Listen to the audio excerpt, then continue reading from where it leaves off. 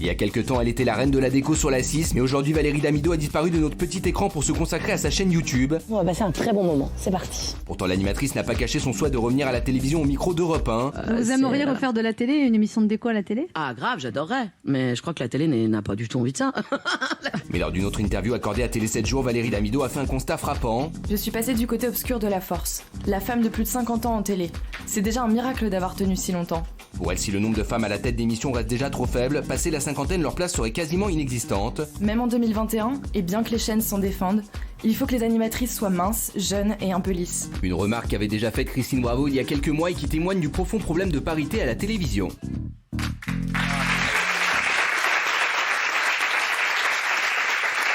Alors, est-ce qu'on trouve qu'il manque de femmes de plus de 50 ans à la télévision? Franchement, Maëva, mettez vos petites pancartes. Oui, alors totalement, je trouve qu'elle a totalement raison. On a l'impression que les rides signent la retraite dans ce milieu. Donc je trouve ça vraiment injuste. Après, c'est vrai qu'il faut avoir du talent pour continuer, ça certes, je suis d'accord. Mais pour le coup, elle a vraiment raison, vraiment. Alors, vous êtes miche-miche. Je suis très miche-miche. En fait, ce sont les femmes qui manquent à la télé, pas plus de 50, moins de 50. Il manque des femmes et il y a des programmes de niche qui, évidemment, sont toujours dédiés aux hommes. On le sait, on sait un petit peu comment ça se passe. Maintenant, je pense que Valérie Damido, elle prêche pour sa paroisse. Elle a envie de revenir, on peut le concevoir. Je crois que son départ d'M6, ça avait été un petit peu chaotique à l'époque. Elle a voulu s'essayer autre chose, sauf qu'elle est douée en déco et c'est pas une animatrice à la base. C'est vrai que son départ d'M6 est dû à en fait, une espèce de putsch qu'elle a fait au sein de la production. Exactement. Pour récupérer la production en disant je vais me faire seule. Bah oui. C'est vrai que depuis c'est un peu plus compliqué. Un peu compliqué. Vous êtes... Non, mais il y a un truc qui est sûr, c'est que... Qui êtes-vous? Alors, Jean-Pascal Lacoste, créateur d'émotions, bonjour. Bonjour. Il y a un truc qui est sûr, après, c'est qu'elle ne nous regarde pas, parce que les plus de 50 ans, on a quand même Émilie Lopez et Rachel Brouillé avec nous. Mais quel salaud! Donc, moi, je trouve que le quota est là, quoi. On est vraiment là pour le moment. Mais déjà, est-ce que c'est pas dangereux de faire une remarque sur l'âge? Oui. 49, 48, 50, 52. Et pourquoi on doit juger? Pourquoi faire l'âge sur les... Déjà, des femmes de plus de 50 ans à la télé, il y en a. Claire Chazal sur France 5, Laurence Ferrari sur CNews, Anne-Sophie Lapix sur France 2.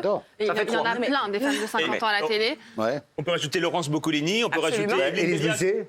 Oui, Karine Le Marchand, Christina Cordula, elles ont Valérie Benaïm. Bien sûr. Je crois que C'est pas ça le vrai problème. c'est pas ça le problème. Je crois qu'elle se trompe de combat. C'est pas l'âge, c'est le style de l'animation. Les animateurs et les animatrices doivent se renouveler. Est-ce qu'elle a renouvelé son style?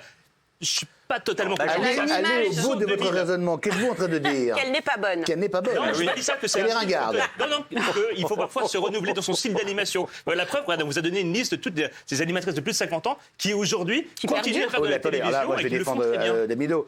Claire Chazal, que j'adore, sur France 5, elle fait du Claire Chazal. Oui. Elle n'a pas révolutionné le journalisme sur France 5. Parce qu'elle était dans une case qui lui correspondait. Et aujourd'hui, il faut aller sur des cases qui correspondent au profil des animateurs. Oui, Maëva et Tahiti, allez-y. Pardon? Non, mais c'est une expression tahitienne. Maëva et Tahiti, ça veut dire bienvenue à Tahiti. Maëva. Ah oui, merci. En fait, ce que je voulais dire, c'est que à la télé, en tout cas, c'est basé vachement sur le physique. Donc à partir du moment où une femme commence à vieillir, c'est où elle fait de la chirurgie. Et c'est pour ça qu'il y en a beaucoup d'ailleurs dans ce milieu. On a tendance à nous rabaisser. Qui fait de la chirurgie dans ce milieu? Pratiquement tout le monde, à part moi, je ne vois pas qui n'a pas fait de chirurgie. Alors, je rigole. Je vous en prie.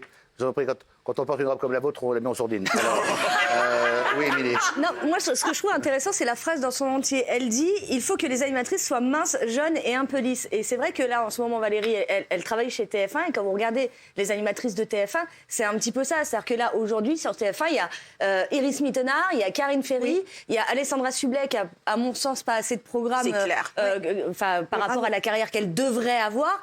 Et je suis assez d'accord avec elle. Globalement, à TF1, la place des femmes gérée au top en prime time, elle est pas gigantesque. Hein. Mais c'est justement ce que je suis en train de dire. À l'inverse, sur France Télévisions, par contre, on fait beaucoup de place aux femmes et je trouve ça assez louable. Donc en fait, ça dépend vraiment des groupes. Sur TF1, ça ne va pas. Et sur France Télévisions, je trouve que pour le coup, il y a un vrai effort de fait pour un peu plus de diversité. Oui, Lulu. Écoutez, j'ai déjà parlé, mais vous voulez que je vous... Ah, pardon, c'est que j'ai confondu Lulu et Kevin. Pourtant, ça n'a rien à voir. Mais... Alors, Kevin est là, et lui, c'est Christopher. J'ai un triptyque, là, je ne lui fais pas. Je ne lui fais pas. Entre Ludivine, Rétoré, Kevin, qui, globalement, voilà, c'est des salles de ambiance. On ne se ressemble pas de ça n'imprime pas, Alors, Christopher, j'ai retrouvé votre prénom. Merci beaucoup, Benjamin. Ah oui, non, Kevin, pardon, c'est ça. savez, on est vendredi. Le vendredi, c'est le dernier jour de la semaine.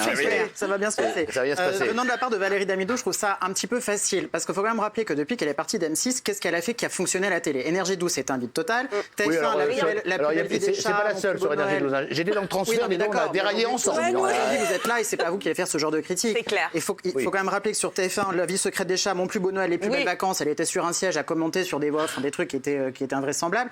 Et je sais que Valérie Damido, il y a quelques temps, avait tourné un pilote pour une chaîne de télévision avec une productrice. Elle était très difficilement gérable sur le plateau.